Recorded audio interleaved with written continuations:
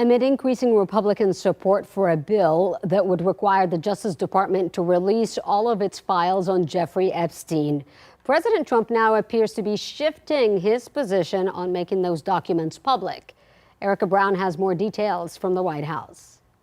Amid growing calls from lawmakers, including Republicans, the House is expected to vote Tuesday on a measure compelling the Justice Department to release all its files related to convicted sex offender Jeffrey Epstein. Let's rip the Band-Aid off and get it done. In a reversal, President Trump is now pushing for the release of the files.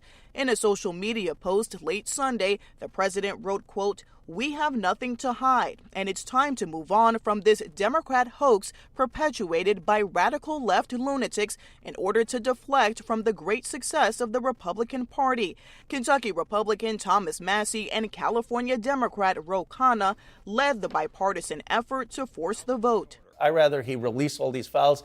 Someone was saying that his numbers would go up. I don't care if he gets the political win. It's not about Donald Trump. I don't even know how involved Trump was. There are a lot of other people who are involved who have to be held accountable. President Trump has previously opposed the release of the files, saying he cut ties with Jeffrey Epstein years ago and has not been accused of wrongdoing. They just keep bringing that up to deflect from the tremendous success of the Trump administration. The bill would force the Justice Department to release all files and communications related to Epstein, as well as any information about the investigation into his death in federal prison. The bill is expected to pass the House with Republican support, but it remains unclear whether the Senate would take up the measure, and it would also need a signature from the president.